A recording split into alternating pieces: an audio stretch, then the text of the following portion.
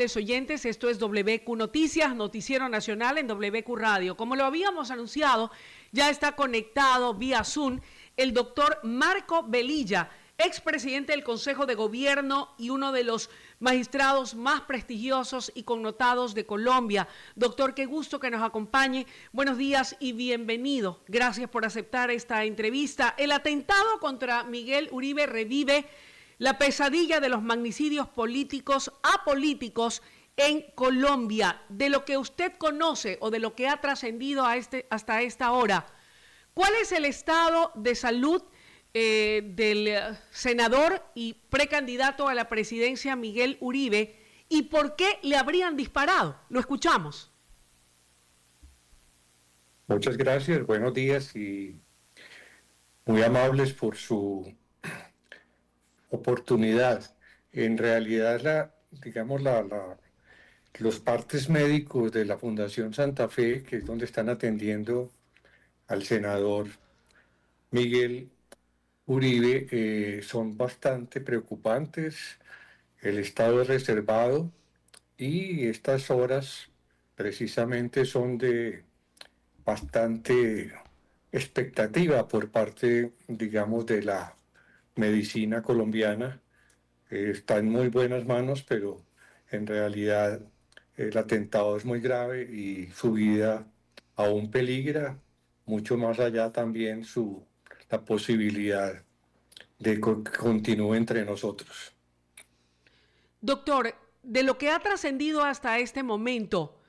¿hay ya algún tipo de indicios de quiénes serían los autores intelectuales de este atentado?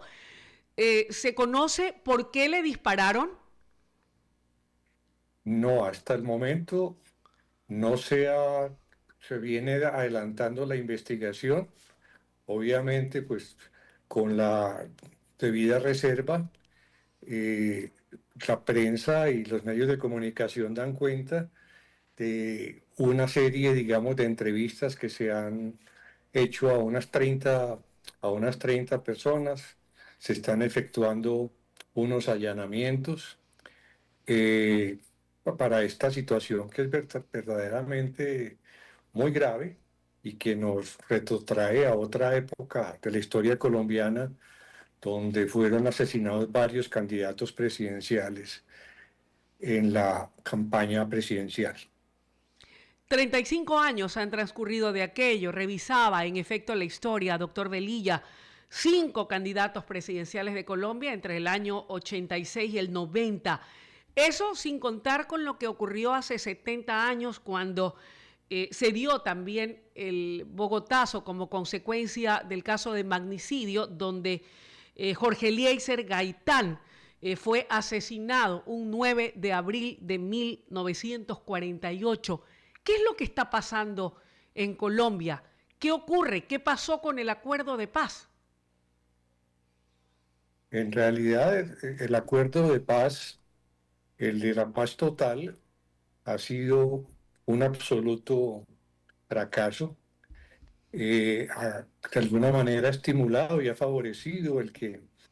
economías ilegales amenacen inclusive la posibilidad de que existan elecciones en el 2026, porque por la elección popular de alcaldes y todo eso que desde el punto de vista democrático es muy bienvenido, pues si la fuerza pública y si el Estado no ocupa el territorio, entonces por lo tanto esas economías ilegales no solamente la ejercen sus actividades ilícitas, sino que se apoderan de la contratación de esos municipios, digamos, de la periferia, que por supuesto, pues están, digamos, sometidos a la violencia y a la extorsión de parte de estos grupos armados. Si a eso le sumamos adicionalmente el que en la actual presidencia de la República se han estimulado a los delincuentes y se les ha constituido como gestores de paz. Se ha creado una figura que verdaderamente es de alguna manera ontológicamente contradictoria con la naturaleza de las actividades que por muchos años y su prontuario delictivo observa, pues entonces realmente la situación es bastante preocupante y vamos hacia, de alguna manera, una situación muy delicada para el tema de elecciones presidenciales. En ese contexto, doctor, dos puntualizaciones. Usted decía al inicio de esta segunda parte de su intervención que este acuerdo de paz que arrancó o se firmó el 2016 y que se iba a cumplir por etapas, usted ha dicho ha sido un verdadero fracaso y a eso se sumarían eh, estas, si se quiere, acciones por parte del gobierno del presidente Petro de la creación de estos gestores de paz que pondrían en riesgo, por lo que puedo colegir y de acuerdo a lo que usted señala, la democracia y un acto democrático tan importante como es la elección de autoridades en este hermano país. ¿Cuál es el sentimiento del pueblo colombiano en estos momentos frente a ese fracaso del acuerdo de paz y frente a estas acciones que, de acuerdo a lo que usted señala, no garantizarían el poder lograr efectivamente todos los paso a paso de este acuerdo de paz, de las acciones del acuerdo de paz, y no garantizan la tranquilidad, sino que por el contrario, vemos sucesos como el que se ha dado el día sábado por la tarde, que déjeme contarle que acá por Ecuador también nos generan mucha preocupación por lo que estamos viviendo también en nuestro país, que no dista mucho de lo que ocurre allá en Colombia. En realidad, pues tenemos que distinguir el acuerdo de paz del expresidente Juan Manuel Santos del acuerdo de paz total que de manera improvisada y completamente irresponsable se ha intentado por parte de este gobierno. Ninguno de los dos en realidad ha dado los frutos y, digamos, ha tenido los beneficios que se anunciaban. Sin embargo, es muy importante aclarar, pues primero que todo, que el pueblo colombiano está en un rechazo unánime frente a todas estas formas de violencia. Por otra parte, que tenemos que seguir avanzando precisamente en la paz, pero no en las circunstancias ni que se dieron en el 2016, sino recoger las experiencias, porque esta guerrilla de la FARC no entregó, digamos, la- los dineros y, por supuesto, las armas que dijeron iban a entregar. Muchas de las actividades que se dan las realizan las disidencias y entonces combinan de alguna manera la lucha jurídica, la lucha política con la lucha armada en ciertos territorios de la geografía nacional. Por otra parte, es muy importante que la oposición, como inclusive cuando se firmó el acuerdo de paz, sea rodeada de todas las garantías. Las personas que tenían un prontuario delictivo, como son los actuales personas que tienen curules, circunstancia que se había prometido que no iba a suceder, que unas personas tuvieran esa impunidad y llegaran directamente a ocupar curules en el Senado y en la Cámara, pues esas personas han gozado de todas las garantías y de toda la seguridad. En tanto que tengo entendido que el doctor Miguel Uribe había solicitado un refuerzo de su seguridad eh, en los últimos días y no obstante eso, pues le fue negado tratándose del partido, el Centro Democrático, que es el principal partido de oposición y que desde un principio del gobierno pues está observando esa calidad. Entonces, si a estas personas que tenían estos prontuarios se les dieron una protección y han podido durante todos estos años, inclusive sin mucha producción legislativa, participar en la construcción, digamos, de la rama legislativa, pues no se entiende de ninguna manera que haya sucedido un evento como estos y será necesario precisamente que las autoridades y las personas encargadas del tema de seguridad analicen muy a fondo que como todo, digamos, el continente también se ha enterado, pues las fuerzas militares y de policía han tenido un gran desmantelamiento y gran parte de sus principales efectivos, de su gente más capacitada y más antigua, ha sido retirada durante este periodo gubernamental. ¿Qué opinión le merece a usted en particular las declaraciones del presidente Petro tras este atentado que tiene entre la vida y la muerte al senador Miguel Uribe? ¿Y cómo han sido tomadas estas declaraciones en el corazón del pueblo colombiano? Eh, yo realmente he tenido un gran respeto como ex magistrado del Consejo de Estado que soy por la Constitución, por la ley, por los poderes públicos, pero en realidad, digamos, en este caso, los discursos del presidente son verdaderamente insostenibles, son muchas veces, diría uno, tan tergiversados, tan ajenos a la realidad, tan, digamos, reúnen tantas elementos, digamos, de dispersión que permiten, digamos, que el colombiano ya no tenga una confiabilidad en las palabras del mandatario, que siempre era algo de majestad, algo de autoridad, algo que señalaba precisamente el rumbo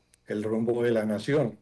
Nosotros aspirábamos, como con cualquier presidente, que representara la unidad de la nación y cada que hace una intervención es precisamente para crear división, para crear eh, peligro, crear inseguridad, para insultar a sus opositores, independientemente de lo que estas personas como legítimos otros puedan pensar. En ese contexto, estimado doctor Velilla, ¿hacia dónde camina Colombia? Si usted tuviera que hacer una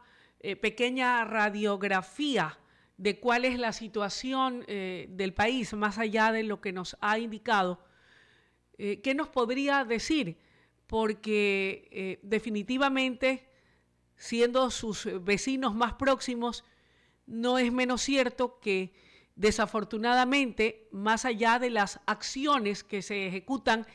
entre las Fuerzas Armadas colombianas y las ecuatorianas y las acciones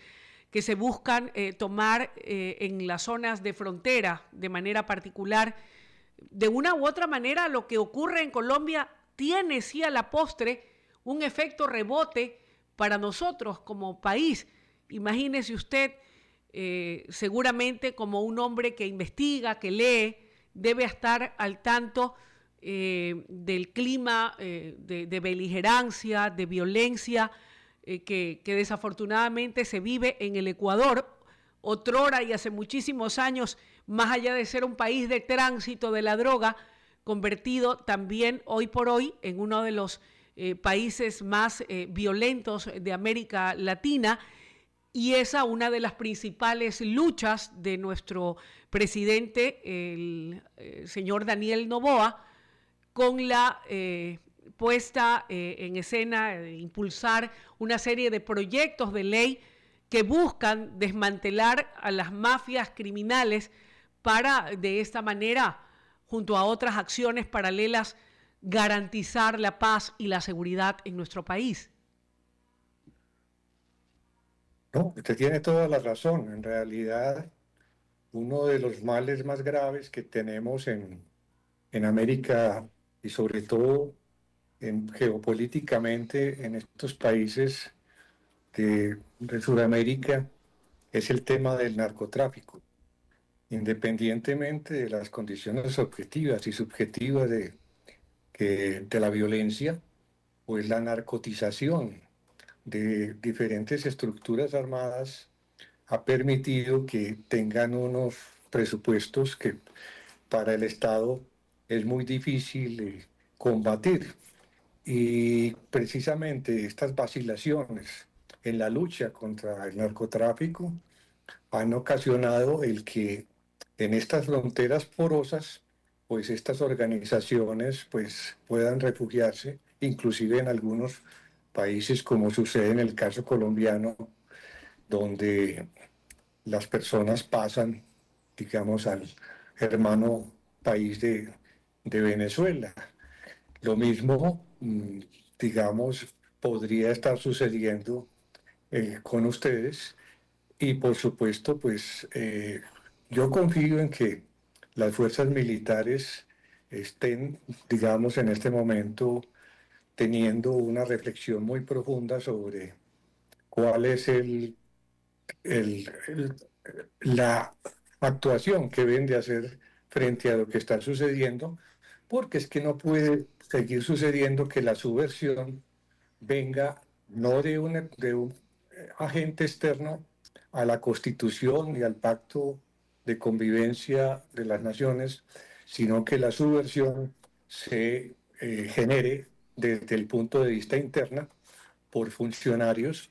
que parecen haber olvidado que lo que no les esté expresamente permitido les está completamente prohibido, no es como los particulares. Entonces, en realidad, lo que estamos asistiendo es a una degradación eh, de ministros de ciertas carteras que no tienen la menor idea, pero que adicionalmente muestran verdaderos prontuarios y escándalos permanentes. Y en lo que usted me pregunta, pues en realidad tenemos que unir fuerzas, diría uno, las personas que consideramos que hay unos valores y que existen unos principios y que deben de existir unas instituciones democráticas para que las otras personas tengan necesariamente que plegarse a la fuerza de la ley y de las instituciones. Aquí tienen un papel fundamental las altas cortes, tanto en Ecuador como en Colombia, y por supuesto las fuerzas militares. Y hay que hacer un llamado a los legisladores para que, por supuesto, tengan una actitud acorde con las circunstancias y se pronuncien de acuerdo con el interés general y con el interés de todos los ciudadanos y no cedan a sus apetitos individuales y al clientelismo que tanto daño le hace a la democracia. Doctor, ¿se han tal vez anunciado algún tipo de movilizaciones, plantones, demandas por parte de las organizaciones sociales y también de parte de las organizaciones políticas para demandar garantía, seguridad, luego de este fatídico episodio ocurrido el día sábado? Mire, desde el punto de vista espiritual y religioso han existido, digamos, ya una serie de marchas. La ciudadanía de manera pacífica se está pronunciando. Yo creo que la indignación es cada día, de alguna manera, ya es casi que insoportable y sobre todo con las actitudes gubernamentales. Ayer, por ejemplo, cuando el senador está, que es una persona brillante, que es una persona que representa el futuro y la esperanza de Colombia, está en las circunstancias de salud tan lamentables, pues entonces no solamente recibe un discurso completamente distorsionado, no sabe uno si realmente el presidente estaba en uso de sus condiciones, digamos, de ánimo y de salud eh, normales, pero adicionalmente patrocinan un concierto en la Plaza de Bolívar donde una serie de personas arengaban con la expresión Bogotá revolucionaria, es decir, es una afrenta sobre otra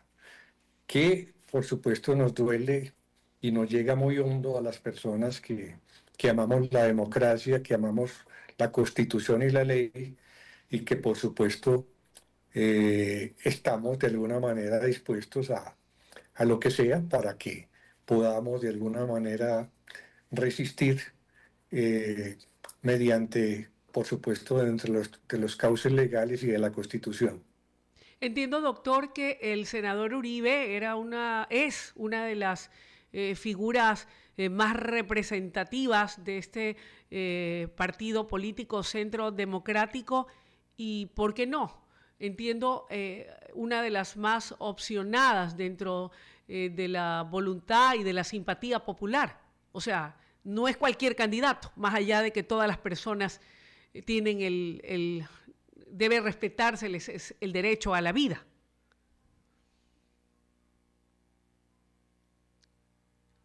Hola. ¿Aló? ¿Nos escucha, Perdón, doctor? se Se nos nos fue fue la por un señal un segundo momento. la señal. Sí, le preguntaba, No, doctor, decíamos que que entiendo que el senador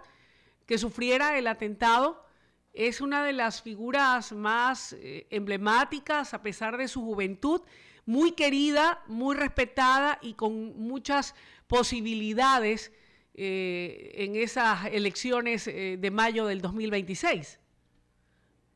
tiene usted razón. El senador Uribe es un hombre, digamos, joven, supremamente, una persona con carácter, una persona que está en un proceso de estructuración muy importante y hace parte del Centro Democrático, que es un partido que tiene otros candidatos también, pero que representa el partido, como decíamos en un principio, más importante de oposición y que ha tenido, diría uno, la posición más enhiesta y más definida con respecto a la presidencia y al desgobierno y al desmantelamiento institucional que se está dando por parte del actual presidente y su grupo de, diría uno, de personas que no reúnen las capacidades, ni la estructura, ni siquiera pues el mínimo ético para muchos de ellos para ocupar esas posiciones. Entonces, el doctor Miguel, en la medida en que hay tantos candidatos en este momento, representa una gran esperanza, como lo representan los de otros partidos, y una vez de alguna manera se reúnan ese número, diría uno, que en este momento es lo que más nos preocupa, de candidatos tan amplio, pues evidentemente eh, tendría la posibilidad de convocar y de construir una fuerza que precisamente pueda llegar a la presidencia de la República. Sin embargo, estamos todavía a más de a un año y por supuesto necesitamos que el Congreso elija sus mejores hombres también para que estos periodos legislativos, donde ha existido tanta mediocridad, donde se ha hablado tanto de la eh, ausencia, digamos, de una línea del interés general, pues sea sustituido y lleguen la mejor representación popular. Entonces, estamos en un proceso bastante, digamos, eh, inicial, pero repito que el senador Uribe es una persona que tiene todas las condiciones y que por supuesto se perfila como una de las grandes personas para ocupar esta y otras posiciones muy importantes en Colombia. Doctor, para finalizar, en una parte de esta intervención usted señalaba la importancia de recuperar la institucionalidad de los pueblos de América Latina. Esto a propósito del señalamiento que hacíamos de las repercusiones que se pueden dar hacia nuestros países cuando algo ocurre en uno de ellos, quiera que no hay repercusión en los otros. La Comunidad Andina de Naciones, entiendo, está trabajando en algunos proyectos y propuestas que puedan permitir el avance, el desarrollo y el progreso de nuestros pueblos, y unidos en el combate contra la violencia y el crimen organizado. Sé que también están analizando la posibilidad de ir hacia una homogenización de las penas o sanciones para los delitos de estos grupos organizados, violentos, insurrectos, que están creando este clima de beligerancia, de terror y de horror en nuestros pueblos. De lo que usted conoce, ¿cómo avanzan estos procesos y cuán importantes pueden ser para alcanzar el sueño y la aspiración de nuestros países, de nuestras naciones, que es alcanzar una libertad plena y mantener hoy más que nunca la unidad para poder enfrentar a estos grupos beligerantes? Es tan importante que usted traiga a colación precisamente procesos que desde el siglo pasado iniciamos. Usted recuerda también el convenio Andrés Bello, que reunía 11 países en los temas de tecnología, de educación, bajo, digamos, el presupuesto de que, digamos, los gobiernos eran pasajeros, pero que teníamos que tener políticas de Estado de toda una América Latina. El Grupo Andino, por ejemplo, Colombia llegó a la presidencia del Grupo Andino, y no obstante que Colombia llegó a la presidencia, ¿cómo será de alguna manera errática la posición actual? Que rompió relaciones por el tema precisamente de un subversivo que existió en el Perú, como es el presidente Castillo, donde precisamente las instituciones democráticas tuvieron que reaccionar para designar una presidenta de la República. Toda esta, digamos, lucha tiene que ser transnacional. Por supuesto, si vamos a defender la Amazonia, por ejemplo, donde están desapareciendo todos los tesoros y donde precisamente se está instalado el narcotráfico y cada vez hay más deforestación por esta razón y por la minería ilegal, se requieren fuerzas transnacionales precisamente que permitan que se aplique la normatividad de cada uno de los países, pero precisamente que se haga una normatividad que permita que haya una intervención también,